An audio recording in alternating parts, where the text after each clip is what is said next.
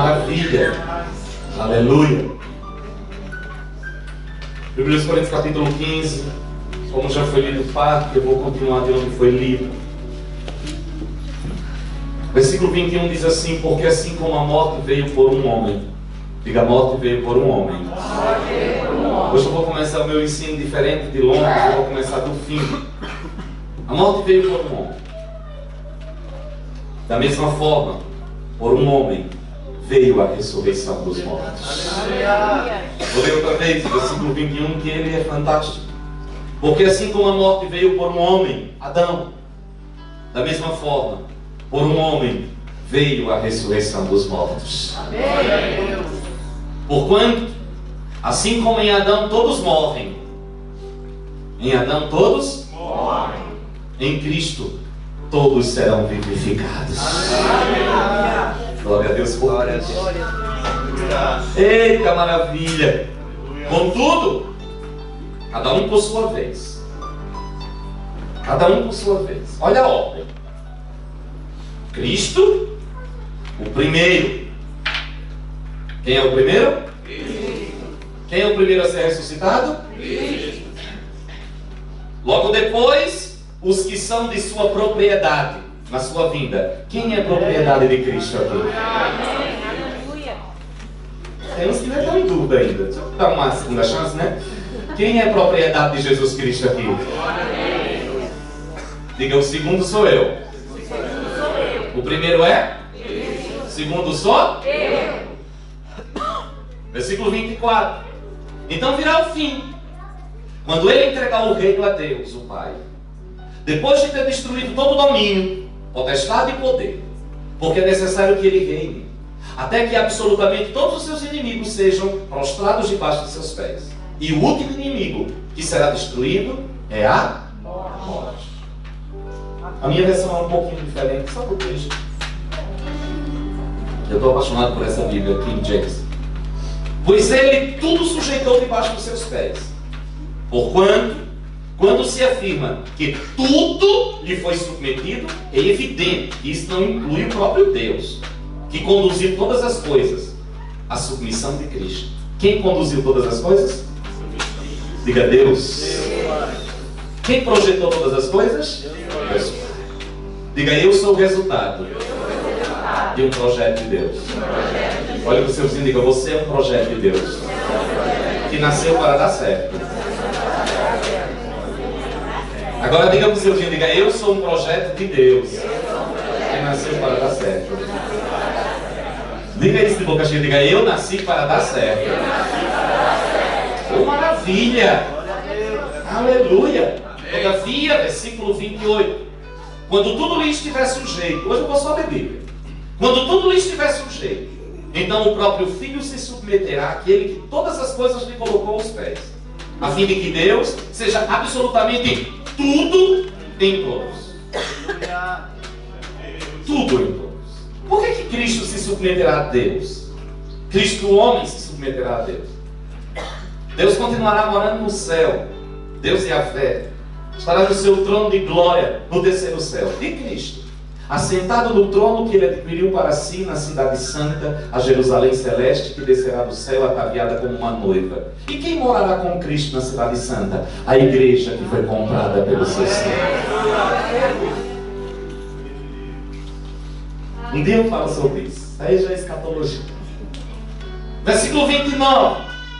Se não há ressurreição, que foram aqueles que se batizam pelos mortos, que se entregam por aqueles que morreram, que se dedicam por aqueles que morreram? Batizar é se mergulhar.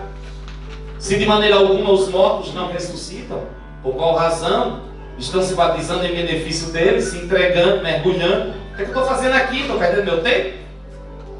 Se não há ressurreição, de igual modo, nós mesmos, por que estamos nos expondo a perigos o tempo todo?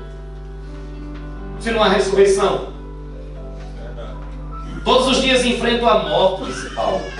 E afirmo isso, irmãos, porquanto sois meu orgulho em Cristo Jesus nosso Senhor. E eu digo no lugar de Paulo, vocês são o meu orgulho em Cristo Jesus o nosso Senhor. O orgulho de painho. Vocês são minha herança. Amém. Vocês são o selo do meu ministério. Glória a Deus. Se alguém disser assim, você é pastor? Eu digo, sou. Prove. Amém. Glória a Deus. Quem já aprendeu alguma coisa com o pastor Orlando? Se alguém disser, você é mestre? Eu digo, sou. Prove. Amém. Paulo disse, até as pequenininhas já estão levantando a mão que aprendeu. Paulo disse, vocês são a minha carta escrita. Vocês são a prova de que Deus me ungiu. Aleluia. Todos os dias eu enfrento a morte. E afirmo isso, irmãos, porquanto sois meu orgulho em Cristo nosso Senhor. Portanto, se foi simplesmente por razões humanas que lutei com feras em Éfeso, que lucro obtive nisso? Que bexiga eu venho fazer aqui toda semana? O que é que eu estou fazendo na minha vida? Se é só por razões humanas, só para vocês dizer que eu sou lindo, eu já sabia. Perdeu o gato. Oxi, eu ouvi o perdeu a viagem, viu, dona Sandra? Ora, Paulo está dizendo que se eu estou lutando só para isso, só para ter um emprego, só para receber um salário, garanto para vocês que eu ganharia muito mais dinheiro se eu estivesse fazendo qualquer outra coisa menos sendo pastor. Garanto a você. Para que eu estou? Se é só para isso. Se tudo vai acabar na sepultura, se você vai virar um cadáver, se meu trabalho vai terminar quando eu enterrar você, vai virar comida para velho. Se só para isso, para tudo. É isso que Paulo está dizendo. Ora, se os mortos não ressuscitam, comamos e bebamos, pois amanhã morreremos. Para o culto, vamos fazer um forró. É isso que Paulo está dizendo. Se os mortos não ressuscitam, vamos aproveitar a vida. Vamos cair na gandaia. Vamos chutar o balde. É isso que Paulo está dizendo. Se você está esperando apenas for só para essa vida, o mundo lá fora está aproveitando mais que a gente. Tem gente que viajou no final de semana, né? Feriado, foi para a praia, foi para Ibiza, foi para Cancún. Outro está fazendo churrasquinho na laje, aproveitando. É bom essas coisas, é uma delícia. Paulo está dizendo, se é só para essa vida, vamos encher o quengo. Encher o quengo é tomar uns goró.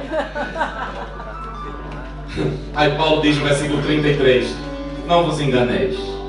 Olha para o seu vizinho e diga, não se iluda, meu irmão. Que ilusão é essa? Olha, Paulo está dizendo, as más companhias corrompem os bons costumes. Que bons costumes? Tem gente que fica botando na sua cabeça que a vida termina na sepultura e que você tem que aproveitar enquanto você é jovem. Que você tem que desfrutar enquanto você tem tempo. Quem disse que o fato de você é jovem garante que você vai ficar velho? Bem-aventurado aqueles que ficarem velhos. Amém. Quem garante? Quem garante? Quem garante? Nada, ninguém. Como justificado que sois, versículo 34, recobrar o bom senso e não pequeis mais.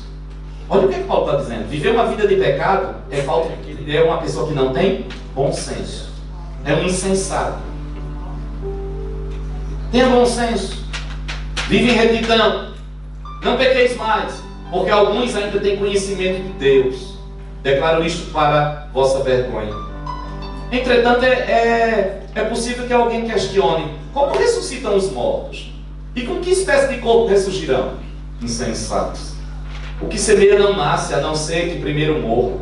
Quando semeias, não semeias o corpo que virá a ser, mas apenas uma simples semente, assim como a semente de trigo ou outra qualquer. Mas Deus lhe dá um corpo, como determinou, e a cada espécie de semente dá o seu próprio corpo. Aí ele vai falar a respeito de corpos terrestres e corpos celestes. Deus te deu um corpo de terra para morar na terra, mas esse corpo será transformado na ressurreição dos mortos. Como é que ele vai ser? Semelhante ao de Cristo Jesus. Você vai atravessar a parede. Todo mundo sabe que eu adoro esse negócio de entrar na parede.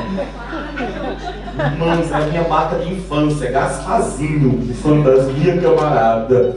Tenta aí, tenta. Não, eu ia me caindo naquele dia. Escolar ali, achava que era uma parede, era uma cortina. Eu pensei que Jesus tinha voltado. Ah, meu pai! Romanos capítulo 5.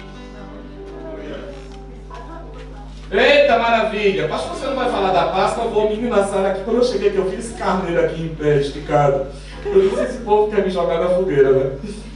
Vai, daqui a pouco vão dizer assim, tá vendo na igreja deles, a ceia deles é com carneiro. Irmãos, isso aqui não é ceia do Senhor não, é uma aula, viu? Isso aqui é bode de verdade, gente. O cheiro de bode da suquira que tá me embrulhando o estômago. Não, tá não. Eu tô me sentindo no sertão da Paraíba. Aqueles bode assados no... Jeová.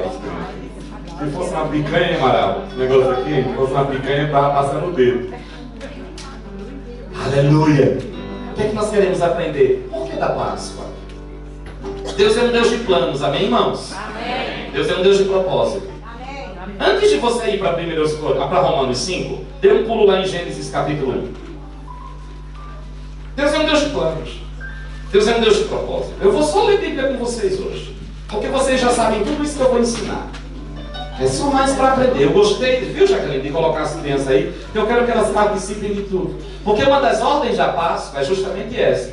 Quando tivesse sido celebrando a Páscoa, e as crianças perguntassem aos pais, o que é isso? Que os pais sentassem com ela e dissessem, é que um dia nós fomos escravos no Egito, e Deus nos libertou com um braço forte. Aleluia. Viu, pais? Quando perguntar o que é isso? Isso aqui é um memorial. É uma festa que a gente celebra todo ano para lembrar que um dia a gente estava nas garras do diabo. Seu pai, sua mãe, viu, criança? Ia tudo para o inferno. Morar com um cão. Aí Deus enviou Jesus Cristo. E Jesus morreu na cruz, igual a esse bode que está aqui espetado. E por causa da morte de Jesus Cristo, o seu pai e a sua mãe e vocês não vão mais para o inferno, vão para o céu, morar com Deus Todo-Poderoso. Viu? É por isso que a gente se lembra. Aí todo ano a gente faz uma festa, para lembrar que a gente ia para o inferno, agora não vai mais.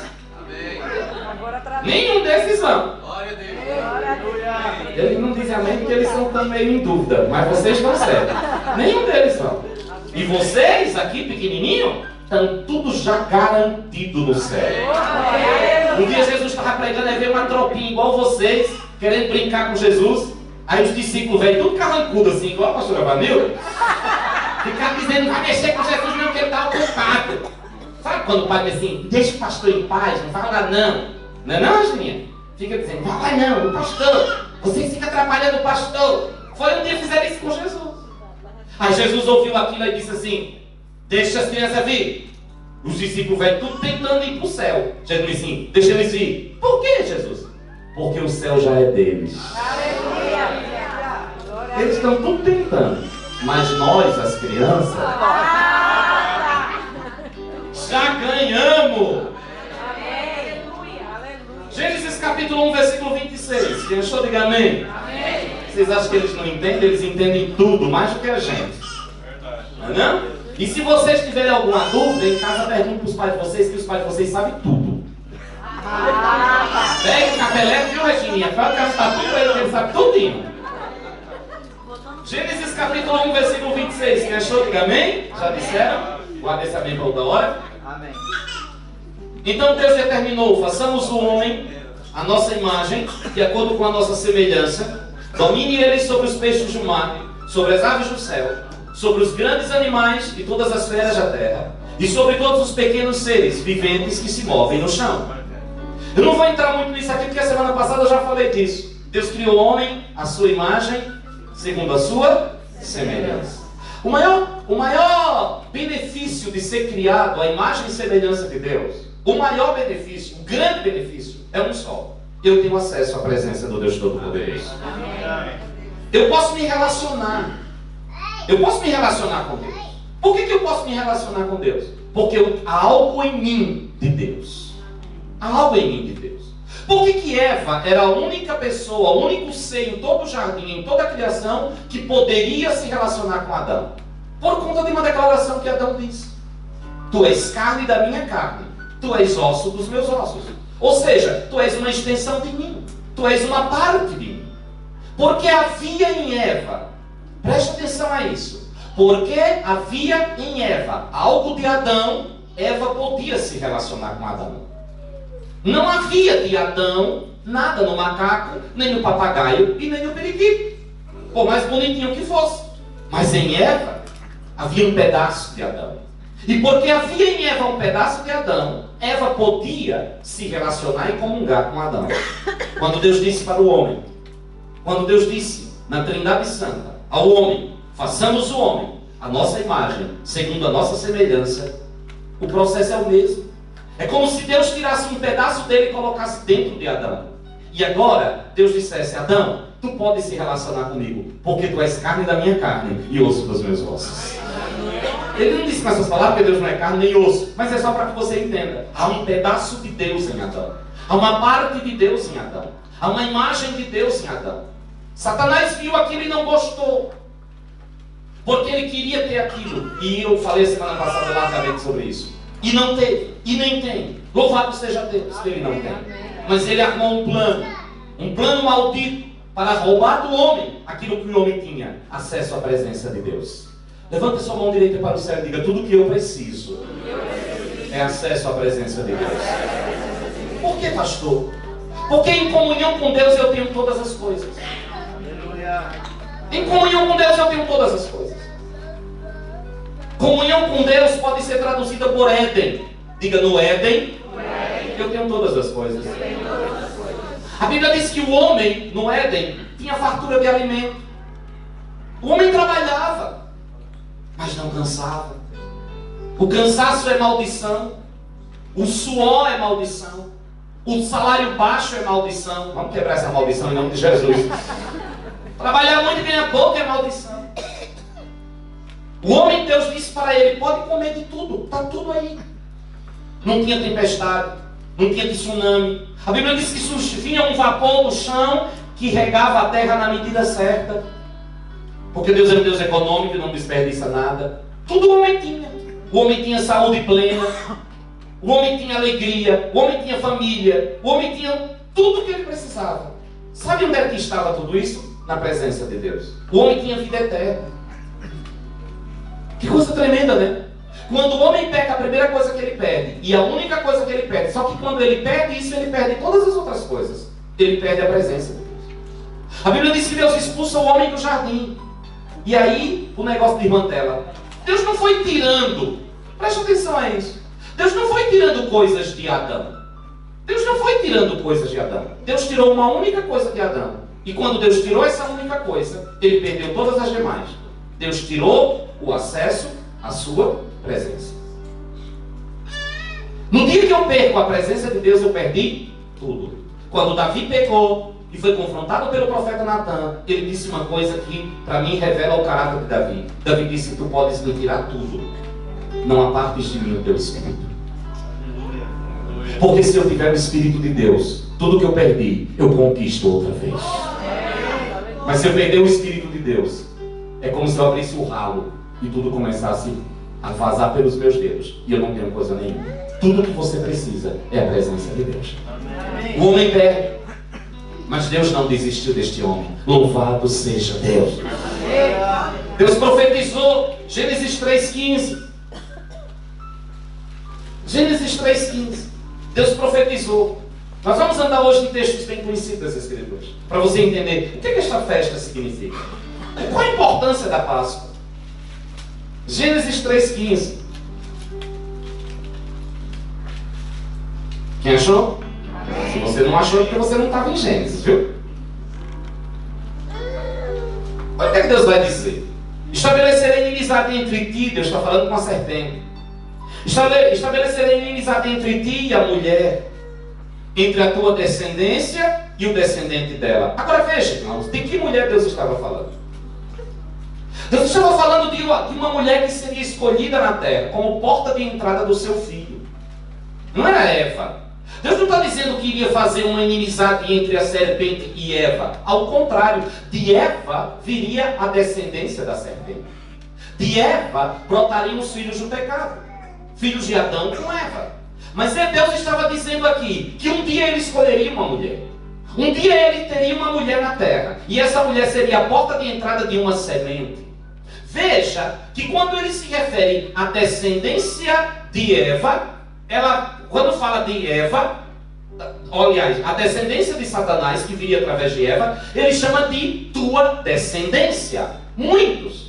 Mas quando ele vai falar da semente plantada no ventre da mulher, está no singular. O teu descendente, ou descendente dela. Dela quem? Desta mulher que seria escolhida. E ele vai dizer: Satanás levantaria uma descendência na terra. Milhares, milhões, trilhões.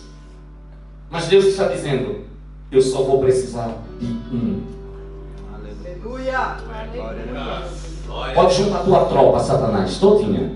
Tu vais levantar uma descendência. Eu vou introduzir na terra um descendente. E vai se travar uma guerra. Se travará uma batalha. Por que eu sei que vai se travar uma batalha? Porque ele diz assim, este ferirá a tua cabeça. Mas tu também vais pisar ferir o calcanhar dele. Ele vai ser ferido na batalha. Para te vencer, ele vai ser ferido. Mas com o calcanhar ferido, ele vai esmagar a tua cabeça, Satanás. E ao fazer isso, tu perderás a autoridade sobre a raça humana. Aqui está a profecia. Aqui está o que teologicamente nós chamamos de proto-evangelho, o coração do evangelho. Deus se vingaria de Satanás. Deus entraria na terra uma outra vez para esmagar a cabeça de Satanás e levantar uma geração santa, um povo totalmente seu.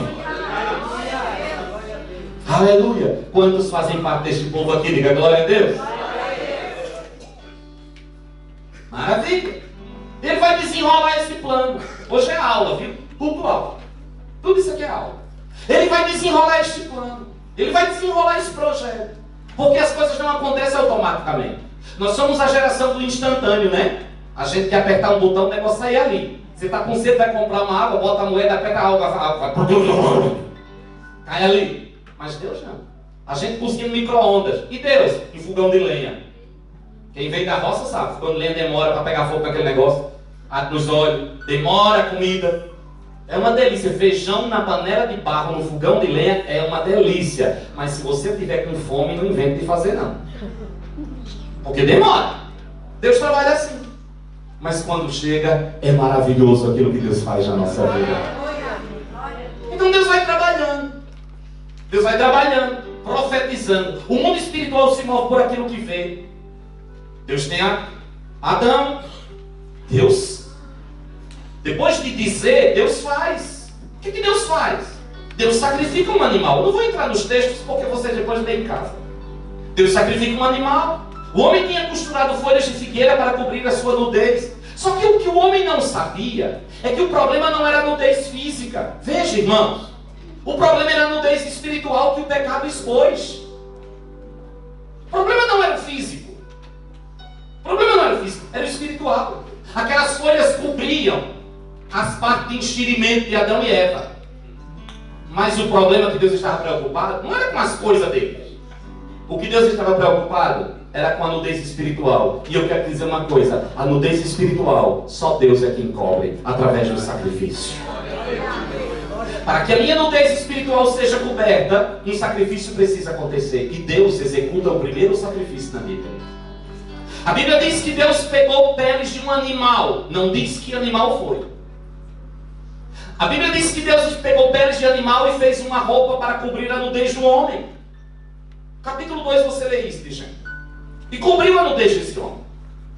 Aliás, capítulo 2 não, ainda no capítulo 3. Né? Mas eu não vou entrar não, senão vai demorar muito.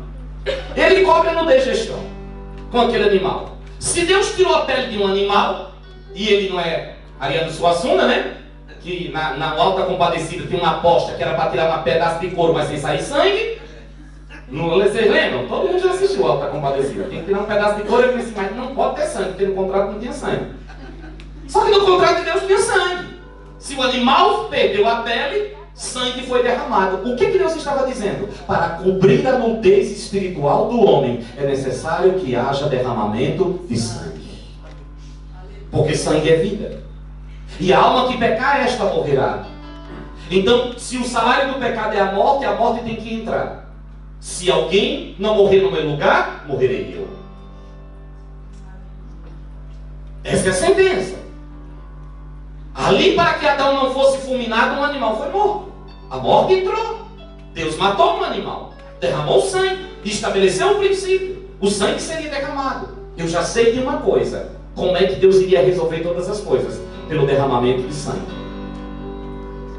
E ele vai completando, aí ele vai trabalhando. Aí vem a história de Adão, de Caim e Abel, não é?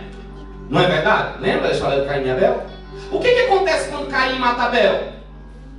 Hein? Olha o que é que Deus diz. A terra se tornou ainda mais maldita por tua causa. O derramamento de sangue executado por Deus traz provisão. Mas o derramamento de sangue da violência de um homem matando outro homem traz maldição sobre um território. Por que vocês acham que Satanás tem operado tanto, derramando sangue de jovens nestes dias da nossa geração? Presta bem atenção a isso. Cada assassinato é um fortalecimento de principados naquela nação.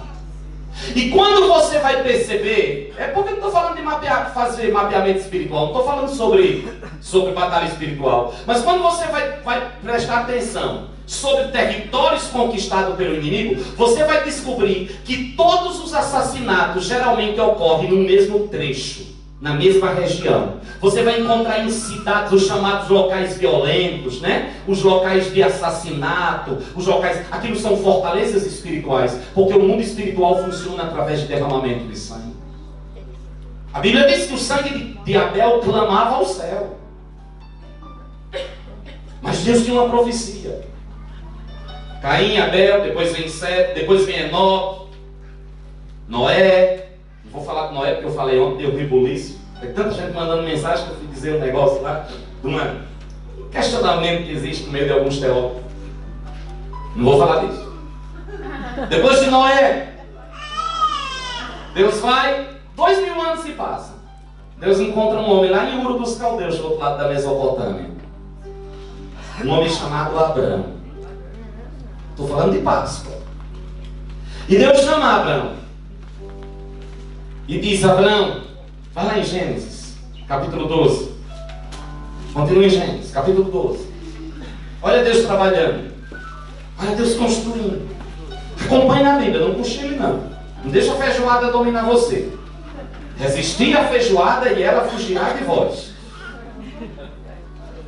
Gênesis capítulo 12. Então o Senhor veio a Abraão e lhe ordenou: sai da tua terra, sai da tua parentela e da casa do teu pai, e dirige-te à terra que eu te indicarei.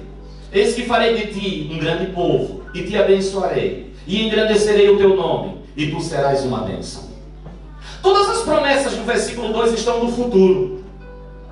Deus vai abençoar, Deus vai engrandecer, Deus vai levantar um grande povo, Deus vai estabelecer uma aliança com este homem. Mas tem um problema. Ele é casado com uma mulher que ele ama, chamada Sarai, que significa princesa. Mas Sarai era estéril, não podia gerar filho, e já era velha, já tinha passado o costume das mulheres, nem ovulava mais, já tinha passado da menopausa. E ele sai com esta promessa. E quando Abraão vai questionar a Deus a respeito daquilo que Deus lhe prometera, Abraão era bem sucedido, era um homem rico, um homem próspero em tudo aquilo que tinha feito. Mas ele tinha um problema, ele não tinha herdeiro, ele tinha um escravo, Eliezer, um damasceno, que morava na casa de Abraão. E um dia Abraão pega e diz assim para Deus: Senhor, como tu vais me abençoar, se é o escravo damasceno que vai herdar as minhas heranças? Eu não tenho filho, o que eu mais quero é um filho. E Deus chega para Abraão e diz assim: sai da tua tenda, sai desta tenda de esterilidade e olha para o céu. Quantas estrelas se tu podes? Ele disse: não dá, Senhor, uma, duas, não dá, estou me perdendo. Não dá. Deus disse: assim será a tua descendência na face da terra. Vai para a praia, pega um punhado de areia, bota na mão, conta os grãos. Não dá. Assim será a tua descendência, numerosa como as estrelas do céu e o grão de areia da praia do mar. Deus está fazendo uma aliança dupla com Abraão. Deus está dizendo a Abraão: Abraão, eu vou tirar uma descendência da terra que será tua. Quem é esta descendência da terra que Deus compara com a areia da praia do mar? Israel, do ponto de vista físico, judeu. Tem judeu para tudo quanto é canto. Tem, meu irmão, e é porque a gente tem muito que é judeu e não sabe. Você sabia que se no seu sobrenome tem um nome de animal, de fruta, de planta, pode ser que você seja um judeu? Porque eles trocaram os nomes quando fugiram do holocausto? Pereira, pera, madeira, oliveira, manga, jaca. Tudo pode ser judeu. Tudo pode ser judeu. Tem judeu para tudo quanto é lugar. E Deus disse que Deus espalharia este povo na face da terra, e aonde chegasse este povo seria bênção para aquela nação. Eu ganhei um livro estes dias a respeito da influência dos judeus no Brasil. Irmãos, é incrível o que eles fizeram. Você sabia que a sinagoga mais antiga de todas as Américas está em Recife, no Pernambuco? Leva lá a coberta. fazendo restauração de uma casa velha e um casarão, descobriram que era uma sinagoga mais antiga das Américas. Você sabia que as 7 maiores fortunas dos Estados Unidos são judeus? Você sabia que os principais banqueiros do mundo são judeus? Você sabia que se hoje todos os judeus espalhados no mundo voltassem para Israel, as nações da terra entravam em falência? Porque o dinheiro do mundo está nas mãos dele. Deus disse: eu vou te abençoar, Abraão, eu tenho uma aliança contigo. Mas ele disse de um outro povo que ele tiraria dos ombros de Abraão. Seria numeroso como as estrelas do céu. Esse não é judeu. Os judeus vêm da terra, do pó. Terra fala de humanidade. Terra fala daquilo que é humano, daquilo que é homem. Mas estrela fala daquilo que vem de cima, daquilo que é sobrenatural. Quem é esse povo que seriam filhos de Abraão? Todos aqueles que nasceram do filho maior de Abraão, Yeshua HaMashiach, Jesus de Nazaré. Vocês não me ouviram, não? A todos, ele veio para os que eram seus, mas os seus não receberam. Mas a todos quanto receberam, foram dados o poder de serem feitos filhos de Deus. Filhos nascidos não segundo a carne, diz João. Não segundo a vontade da carne. Filhos nascidos pela vontade de Deus. E em João no capítulo 3 ele vai dizer, Jesus mesmo disse, nascidos de novo. Como? Por uma ação do Espírito de Deus e da palavra. E ele diz, o vento sopra onde quer. Vai ser assim aqueles que são nascidos de Deus. E Paulo vai dizer que Deus nos fez participantes da comunidade de Israel. E somos filhos de Abraão pela fé. Nós somos a segunda descendência de Abraão. Uma veio da terra, a outra veio do céu. Uma é Israel, a outra é a igreja de Jesus Cristo de Nazaré. Diga as bênçãos de Abraão. Está fraco, xoxo que da mãe. Diga as bênçãos de Abraão. Se tornaram minhas em Jesus Cristo.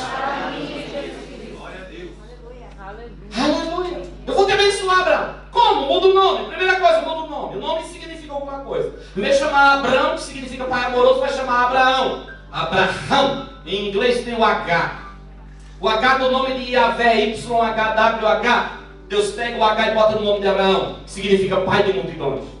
Sarai deixa de se chamar Sarai, que significa princesa, para se chamar Sara, com H no final, que significa mãe de multidões. Quantos filhos Abraão tinha? Diga nenhum. É para ajudar eu a pregar. Quantos filhos Abraão tinha? Nenhum. Quantos filhos Sara tinha? Nenhum. E o que é que Deus disse que eles eram? Pai e mãe de? Vocês estão muito fracos. Pai e mãe de? Multidões. Diga, eu não ando pelo que eu vejo. Eu ando pelo que Deus disse na minha vida. Quantos filhos Abraão tem? Nenhum. E como é que Deus vê Abraão? Um pai de uma multidão. Que promessas Deus fez para você que do ponto de vista humano tem a menor possibilidade de acontecer? Quem disse que Deus depende de você? Eu não ando pelo que eu vejo. Eu ando pelo que eu creio. É por isso que eu digo todos os dias, Deus está sarando esta nação. Diga, Deus está sarando a minha casa. Diga de boca cheia, meu irmão. Diga, Deus está sarando a minha casa. Esperta essa. Aleluia. Aleluia. Deus abriu o ventre de Sara sobrenaturalmente. Louvado seja Deus. Um anjo chegou na tenda de Abraão e disse: Sara estava lá fazendo um guisado na cozinha. Aí um bode. Não estava tão bonito quanto esse. Tá lindo esse bode. Tá cheirando. Aí o anjo disse, e ali era o anjo do Senhor, que é Jesus. Uma teofania, uma manifestação de Jesus Cristo antes da encarnação. Ele disse, daqui a um ano eu volto aqui e Sara terá um filho. Sara ouviu aquilo lá dentro da tenda, deu uma risada. Se no tempo que eu era nova não conseguia pegar bucho. E Abraão era novinho, mas agora esses dois velhos. E eu mais já nem ovulava mais. Tinha passado os calor da menopausa. Agora vou igual com o bucho dado. Dá uma risada. O anjo ouviu. Quando Sara chega para servir, o anjo me disse, por que você riu? Ri não. Oxe, tá doido? Nem ri, eu não sei. Não ri. Tua serva não riu. Riste. E por que tu ristes? eu já vou dizer outra coisa. Além de ter um menino, eu vou dizer o nome. O nome do menino é Isaac, que significa risada. E daqui a um ano, Sara estava com uma risada dela nos braços. Não duvide não, viu? Do que Deus tem para fazer na sua vida. Ele vai fazer porque Ele é todo poderoso. Isaac cresceu, bichinho bonitinho, lindo, nordestino. Oh, coisa bonita. Mas Abraão precisava passar por uma prova. E a prova de Abraão fala muito para nós. Preste atenção a isso. A prova de Abraão fala muito para nós. Porque a prova de Abraão revela o que Deus iria fazer para mudar a nossa sorte. Isaac era uma semente.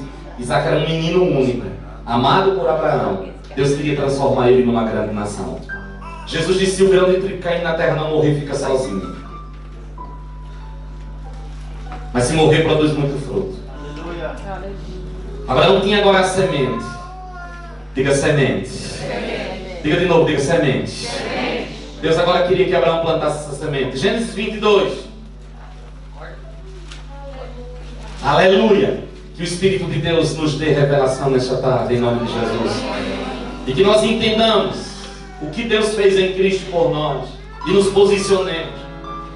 Passados esse acontecimento, Deus submeteu Abraão a uma prova, convocando Abraão, ao que ele lhe indagou: eis-me aqui, Senhor.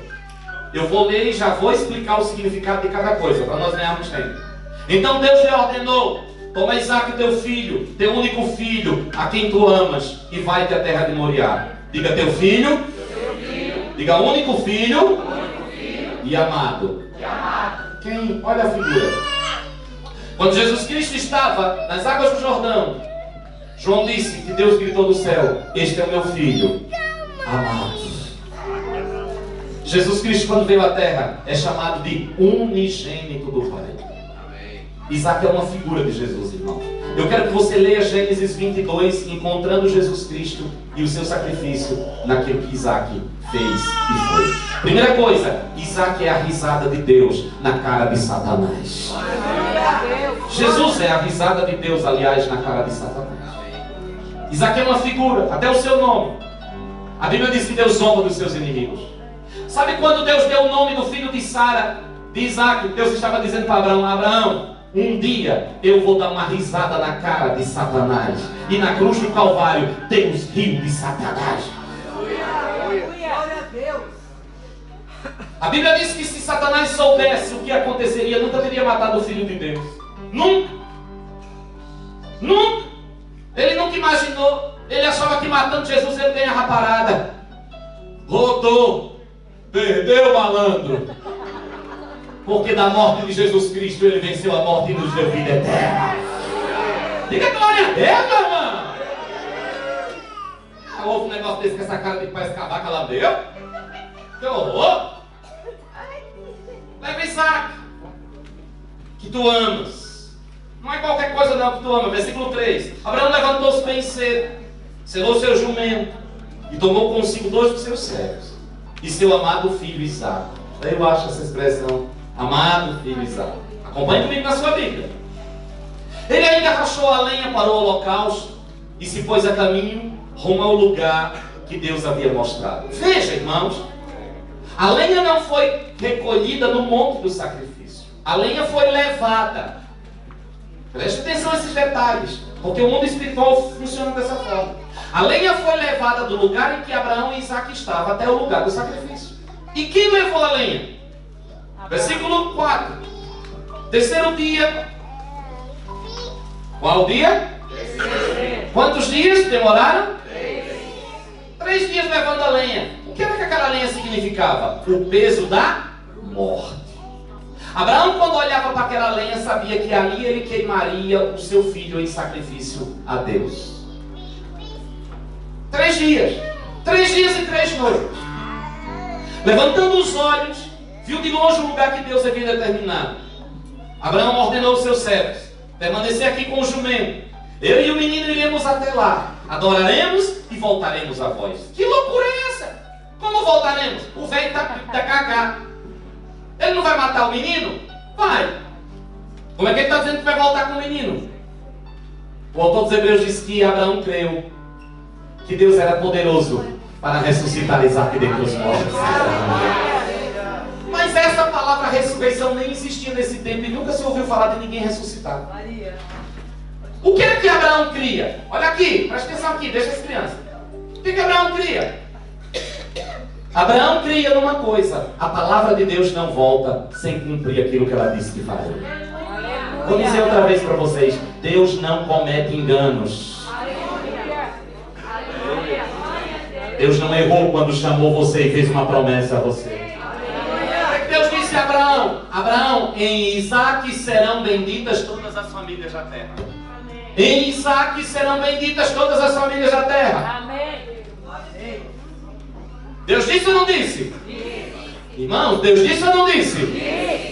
E agora Deus disse: vai matar Isaac. Abraão disse: eu volto com o menino. Por que você volta com o menino? Porque Deus disse que nele seriam benditas todas as famílias da terra, através dele. Então eu vou matá-lo, mas eu volto com ele, vivo. Aleluia. Eu queria estar sentado no lugar de você para dar uns gritos.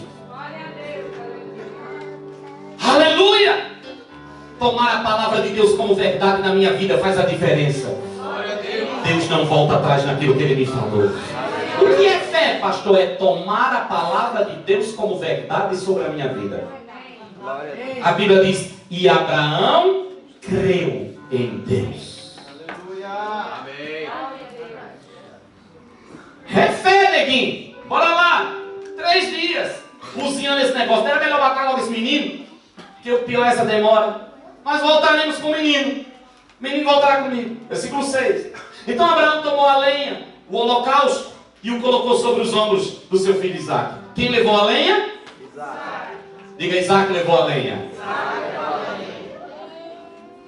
Quem levou a cruz? Jesus. Ei, irmãos, quem levou a cruz? Jesus. Não foi um soldado, não. Simão Sirineu ajudou um pouquinho a força.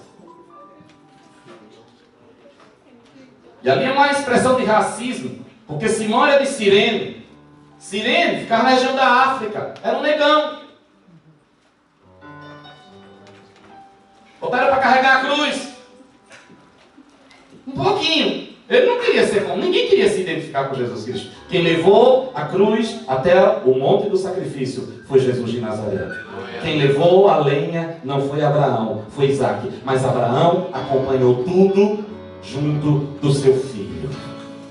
Oh, irmãos, quem sacrificou Jesus Cristo não foram os judeus nem os romanos. Foi Deus que matou o seu filho para nos dar salvação e vida eterna. Como eu queria que nós entendêssemos isso. Ele mesmo levou as brasas para preparar o fogo e o cutelo. Isaac levou a lenha, mas as brasas e o cutelo, a peixeira, quem levou? Abraão. Jesus disse, um dia que ele estava indo para Jerusalém, disseram para ele: não vai para Jerusalém que Herodes quer te matar. Ele disse: diz aquela raposa, eu gosto disso, acaba bom. Diz aquela raposa que eu vou pregar hoje, amanhã e depois. Ninguém tira a minha vida. Eu tenho poder para dá-la e poder para tomar de volta. Esse mandamento eu recebi do meu Pai. Ninguém matou Jesus Cristo de Nazaré. Aliás, se algo matou Jesus, foram os meus pecados. Ele se entregou por amor a nós. Não foram os chicotes que mataram Jesus. Roma tentou de tudo matar Jesus na chicotada. Dilaceraram o corpo dele ao ponto de Isaías dizer que ele não parecia mais nem um ser humano. Não conseguiram matar Jesus. Jesus só morreu quando deu um grito: está consumado. E disse: Pai, nas tuas mãos eu entrego o meu espírito. Eu entrego. Eu entrego. Ninguém tira. É por isso que o centurião romano cai de joelho e diz assim: que horror! Matamos o Filho de Deus. Ele é verdadeiramente o Filho de Deus. Ninguém o matou. Ele morreu debaixo de um comando dele. Por isso que eu posso dizer: Jesus não é um mártir. Jesus não foi sacrificado. Jesus é a oferta de Deus para perdão dos nossos pecados.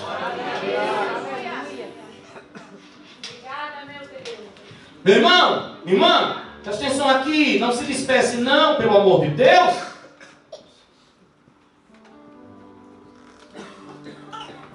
Não se despece não. Nada é mais importante do que isso que você está ouvindo. Nem mais engraçado. Se Jesus Cristo tivesse sido assassinado, nós estamos fritos. Porque não adiantou nada. Jesus não é um assassinato. Jesus não é uma estatística. Jesus é o Salvador do mundo. Jesus é a oferta de Deus. Foi Deus que o matou. Foi Deus que o levou até a cruz. Foi Deus que o crucificou. Por amor a mim. Deus amou o mundo de tal maneira que deu. Ninguém tirou dele. Que Deus é esse. Que Deus era esse. Que enviava o seu filho e chegava meia dúzia de soldados e matava o filho dele. Que Deus é esse? É isso que os muçulmanos não conseguem entender. E diz que Jesus não morreu na cruz, foi levado para o céu, porque Allah jamais deixaria ninguém matar o filho dele. É verdade? Deus não deixou ninguém matar Jesus. Deus matou primeiro e sacrificou, para que hoje nós pudéssemos dizer: eu tenho vida no nome de Jesus Cristo de Nazaré. Aleluia. Versículo. Aí acontece. E Abraão, vocês conhecem a história, vai sacrificar o menino, o anjo grita. Abraão, versículo 7. Aliás, antes disso, né? Isaac pergunta para o pai, e aqui entra a unção profética sobre Abraão. Meu pai, respondeu Abraão, olha a dor do coração desse pai. Sim, meu filho. Paiinho, foi desse jeito. Tem aqui o fogo. A cabeça de Isaac queimando, né? Olha, eu imagino a cabeça desse menino, 12 anos ele tinha mais ou menos. A cabeça queimando. Ô pai, tá aqui o fogo, tá aqui a lenha, o cutelo, cadê o cordeiro? Que pergunta, né? Foi a facada no coração daquele velho.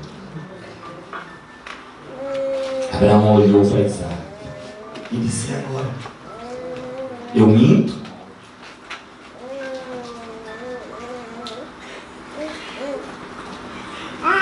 Eu acho que naquela hora desceu uma lágrima no canto do olho daquele velho.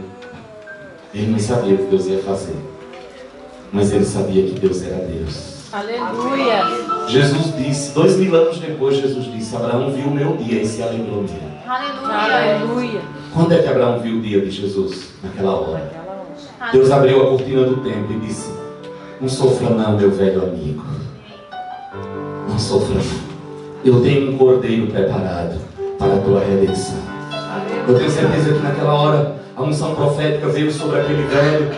Ele levantou os olhos para o céu, lacrimejados, e disse uma profecia: Deus proverá para si um cordeiro, meu filho. Há um cordeiro de Deus que será sacrificado, Isaac. Eu estou te oferecendo a Deus, mas Deus oferecerá o seu único filho, a quem Deus ama. Ele oferecerá para a redenção de todos os homens. Isaac não entendeu, não. Por quê? Porque quem faz o sacrifício é que proveu o cordeiro. Se era Abraão que estava fazendo o sacrifício, não era Deus que iria prover o cordeiro. Abraão estava falando de outro sacrifício. E segue.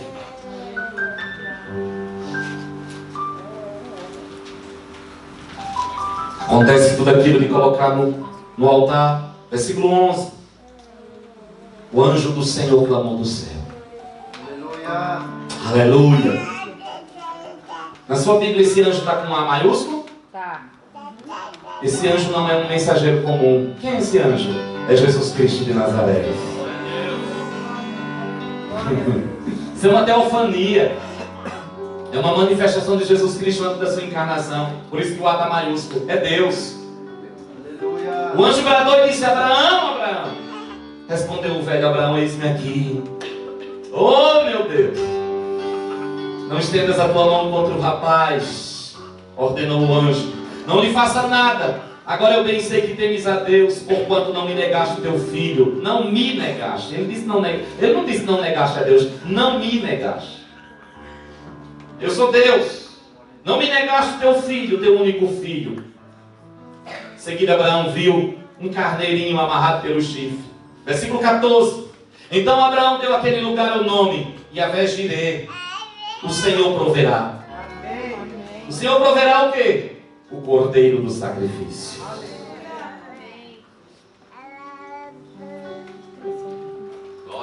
Por que Deus proverá o cordeiro? Porque no cordeiro eu tenho todas as coisas. Amém.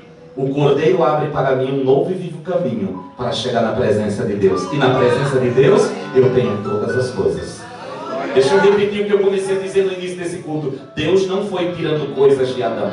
Deus tirou uma única coisa de Adão, e quando tirou isso, ele perdeu todas as outras. Deus tirou o acesso à sua presença.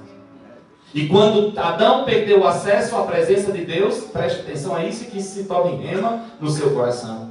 Quando Adão perdeu o acesso à presença de Deus, ele perdeu todas as coisas. Mas pelo sacrifício de Jesus Cristo, o véu foi rasgado e abriu-se para mim e para você um novo e vivo caminho de acesso à presença de Deus.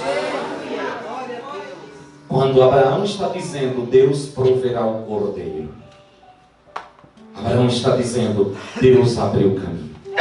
No monte do Senhor. Que monte?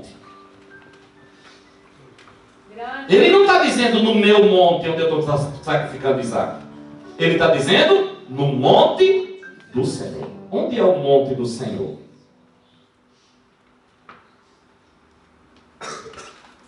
Que monte do Senhor? O único monte que Deus escolheu e disse é meu é o monte Sião.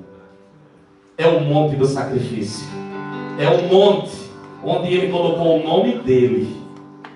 E naquele monte, que é um amontoado de montes, aliás, ali, existe um montezinho que Deus escolheu para ser o altar onde ele sacrificaria.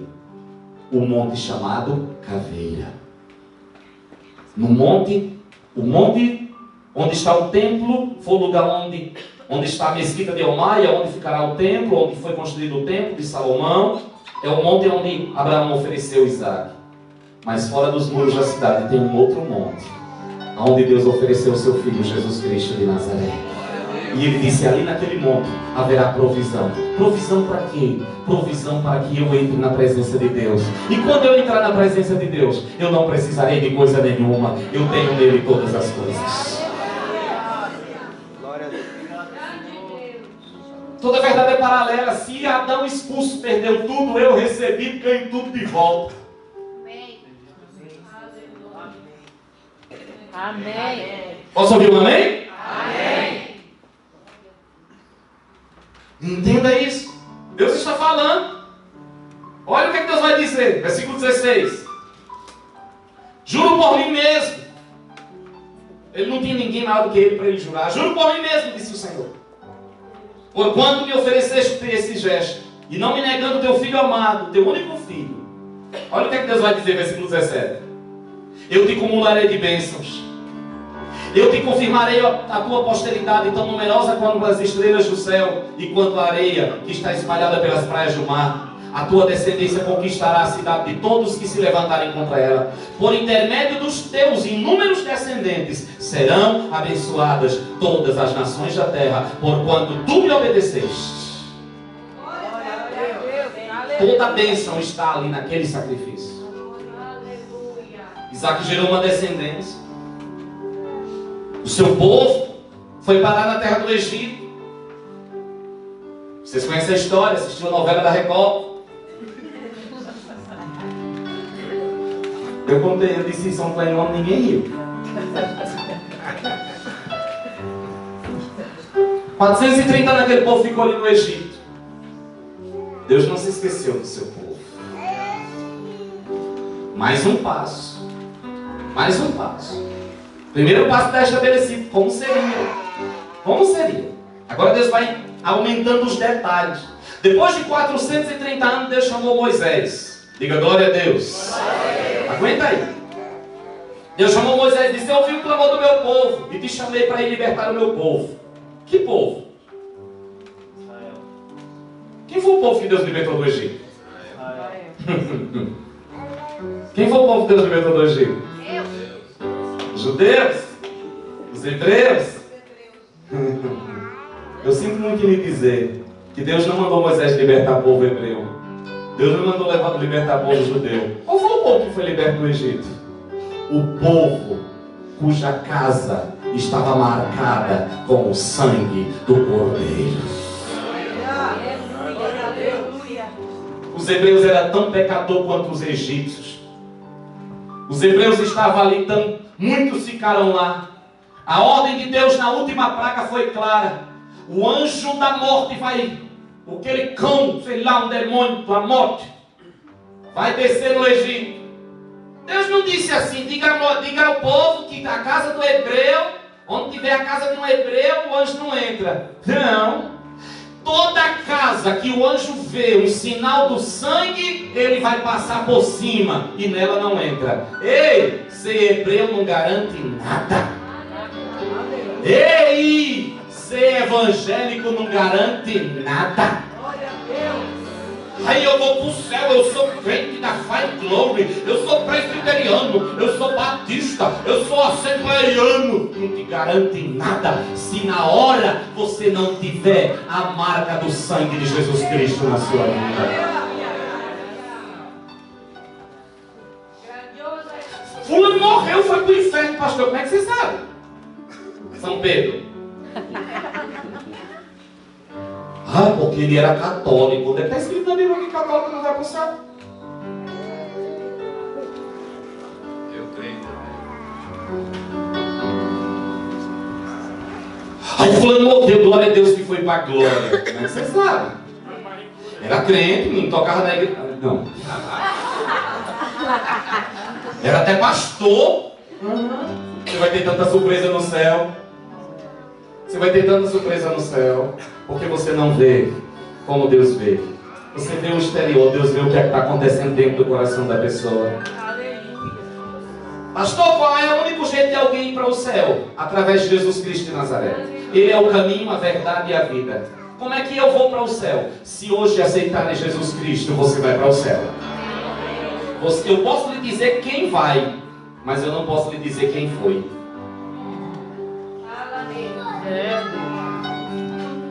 Quem vai para o céu? Quem tiver uma experiência com Jesus. Quem foi para o céu? Quem teve a experiência com Jesus. E quem teve? Sei lá. Sei lá quem teve. Eu não sei o que tem no seu coração. Eu só sei o que se passa, o que os meus olhos veem. Você pode estar aí dando grito, glória a Deus e aleluia. Nunca passou por uma experiência de novo nascimento. O outro está lá, nunca ouviu nada, mas na sinceridade do seu coração teve uma experiência no seu íntimo com Jesus, reconheceu o seu pecado, Deus operou o novo nascimento dentro dele. Vai para o céu. Então, meu irmão, antes de você dizer quem foi ou quem deixou de ir, espere chegar lá. Pastor, eu queria tanto saber quem foi para o céu, eu oro já para você saber. Deus despede em paz. Faça seu velório. Quando você passar, se você for, você sabe. Pelo menos se você também não for e for para o inferno, quando você chegar lá, se não encontrar ele, já sabe. Está no céu. Quem quer saber? Essa notícia, quem foi e quem não foi? Alguém quer? Vamos orar agora. Ninguém quer, né? Então, meu irmão, pregue o caminho e deixe que quem separa o joio do trigo é Jesus Cristo de Nazaré. Não é da sua conta. Olhe para o seu vizinho e diga: quem foi para o céu não é da sua conta. Agora vamos lá. O sinal do sangue. O que é que a Páscoa fala? De um povo liberto pelo poder do sangue. Um povo liberto pelo poder do sangue. Capítulo 12 de Êxodo. Capítulo 12 de Êxodo. Mais 2 horinhas e eu termino. Capítulo 12 de Êxodo. Versículo 1.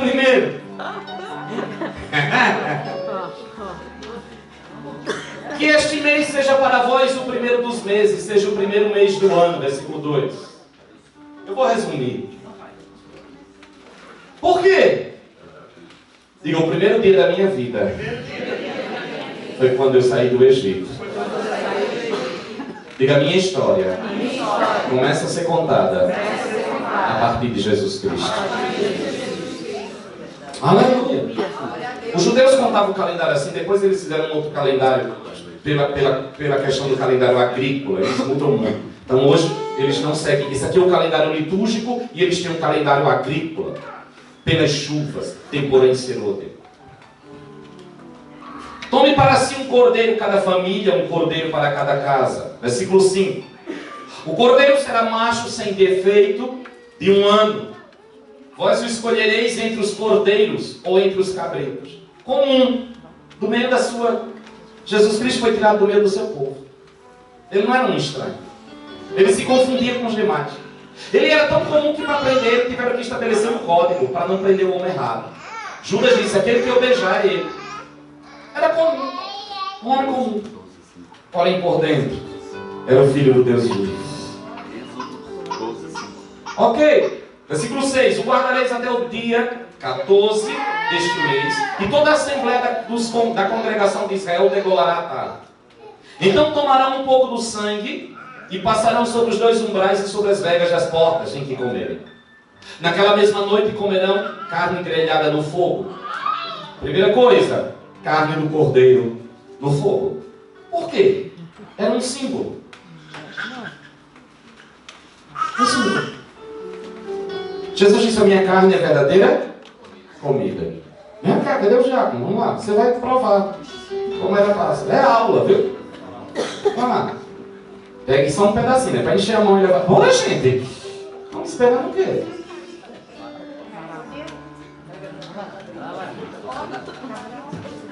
Primeira coisa, o cordeiro. O cordeiro que seria imolado, o cordeiro que seria sacrificado. A carne deveria ser comida. A carne deveria ser comida.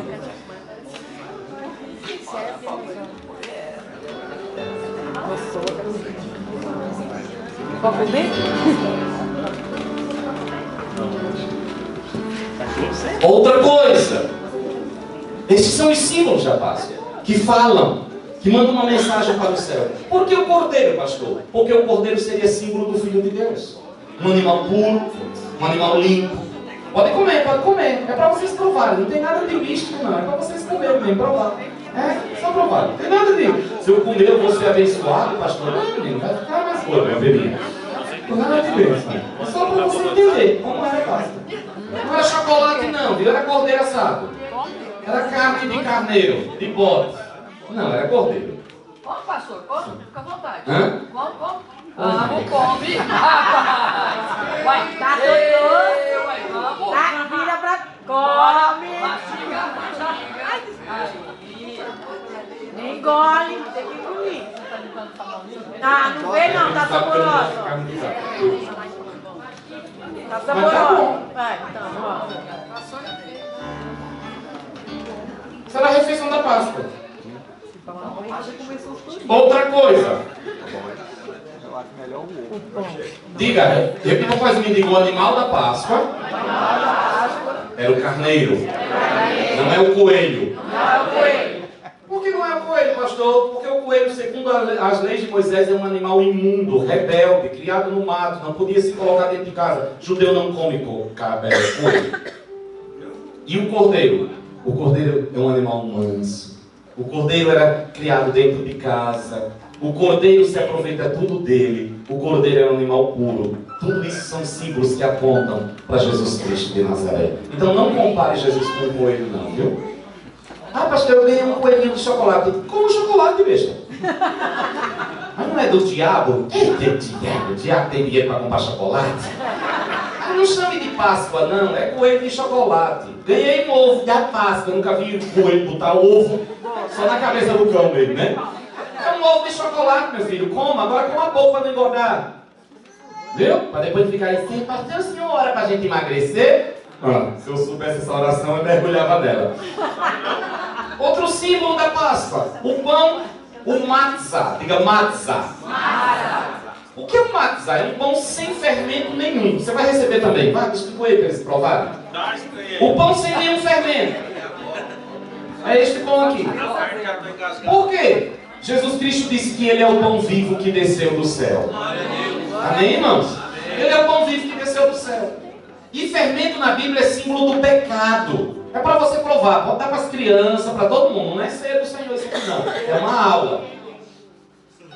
Ele disse que Ele é o pão vivo que desceu do céu. E nele não há pecado nenhum. Então não pode ter fermento. Outra coisa. O povo iria depois ir embora e levar este pão consigo, muito deste pão para comer no meio do deserto. O pão com fermento apodrece, embolora. O pão sem fermento não. Ele pode ser guardado e ficava por muito tempo. Este era o símbolo. Jesus Cristo é o pão que nos alimenta. O pão integral, o pão sem fermento, o pão vivo. Ele é o maná escondido que Deus preparou para as nossas vidas. Então ali naquele dia estava sendo profetizado como seria o sacrifício, como seria o sangue. Mas tinha um terceiro elemento. Agora veja, olha o que é que o diabo faz. Entra no meio da cristandade e muda os símbolos. Preste atenção aqui. Por que o diabo muda os símbolos? Porque ele sabe que mudando o símbolo ele muda a mensagem. Ao invés de um cordeiro é um coelho. Ao invés de pão sem fermento, tem gosto de alguma coisa? Não. Tem gosto de nada, né? Uma bolacha, né? Se fosse pelo menos, não é nem creme crack, sai com aquela água e sal ruim. Não é não? Nem sal tem. Só água e trigo. Mas sustenta. O que é que o diabo faz? Muda e troca por uma coisa. Chocolate, docinho.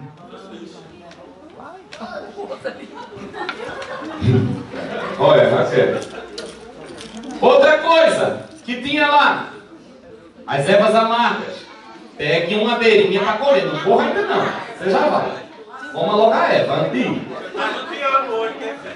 Eu oro por você. Eu já comi. Não, vai comer de novo. O que é ervas amargas? As ervas amargas eram um símbolo do tempo em que o povo viveu no Egito, na escravidão. Mastigue. A erva amarga fala do pecado. Sabe o que é que está dizendo? O pecado é amargo. O pecado é ruim. E não vem em forma de ovo, não. O ovo procria. Essa erva ainda é boazinha. Essa daí ainda é boazinha. Mas não tem que ser um nagadinho, não. Pode pegar um punhadinho bom. Mastigue mesmo. Deixa o suco sair. Sinta o gosto ruim na boca. Todas as vezes que o diabo mandar você pecar, você vai lembrar que é amargo. E outra coisa, vem em forma de erva. A erva vai ser cortada. Pega, senão Vingança não é teu, ó. A erva vai ser cortada, vai ser jogada fora. Ei, preste atenção aqui. Sabe o que é que Deus está dizendo? O pecado não terá domínio sobre a sua vida. Amém, irmãos? O pecado vai ser cortado da sua vida. Vai ser jogado fora, vai ser queimado ao fogo. Não vai proliferar. Aí o diabo entra no meio da história para dizer o quê?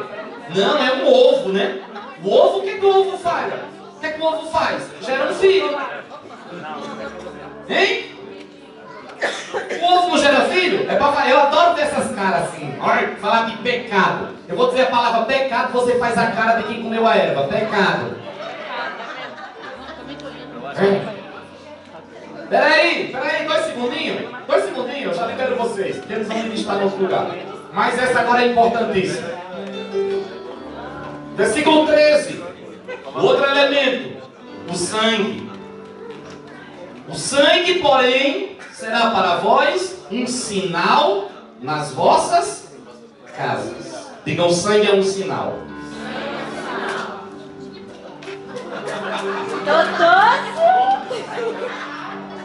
Come tudo.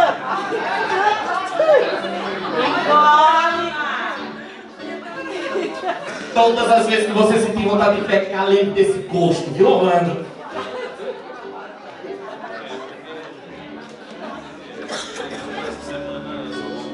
Diga, o sangue do Cordeiro é um sinal para a minha casa. Filipe. Diga, o sangue de Jesus é o grande sinal de Deus sobre a minha casa. Queridos, preste atenção aqui. O mundo espiritual se move por aquilo que vê. Eu sei que o sangue de Jesus está sobre a nossa vida. Amém. Você pode dizer amém a isso? Mas para que nós possamos entender, eu gostaria de poder ir na casa de cada um. Amém. E colocar este sinal sobre a sua casa como um sinal profético. Não tem nenhum poder não. Mas eu não posso fazer isso. Mas nós vamos profetizar nesta hora e declarar: eu e a minha casa serviremos ao Senhor. Eu e a minha casa. Eu e a minha casa. Diga eu e a minha casa. Diga eu e a minha casa. Deus disse: Moisés, coloca o sangue sobre os umbrais das casas daqueles que creem. E quando o anjo da morte vier e ver o sinal, passará e não entrará naquela casa, porque aquela casa estará debaixo da cobertura do sangue. Jesus Cristo morreu na cruz do Calvário e derramou o seu sangue. E este sangue é poderoso para nos libertar de todo o ataque de Satanás. Nós vamos fazer um ato profético nesta tarde. Repito, é apenas um sinal profético. Eu quero que você pegue as chaves da sua casa. Não dá para ungir as portas da sua casa, mas dá para ungir, untar as chaves de entrada dela. É como se entra na casa. Naqueles dias não tinha chave, mas agora tem. E nós em adoração vamos apresentar a Deus a nossa casa e dizer: Senhor, aleluia. Isso é apenas um símbolo, Senhor, é apenas um sinal. Mas que seja visto no mundo espiritual como um ato profético, Senhor, de que a nossa casa se rende a Jesus Cristo de Nazaré. E que o sangue da nova aliança está sobre a nossa casa.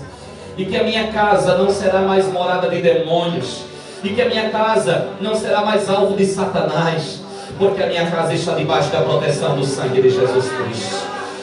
Este vinho, Senhor, é apenas um vinho, mas há algo maior. Ele fala, ele representa um sangue maior, maior do que daquele cordeiro que foi imolado no Egito.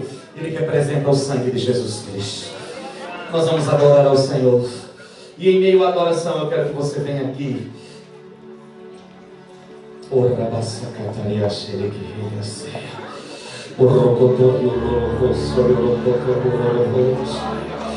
Bem, você pode vir por dentro e sair pelos corredores.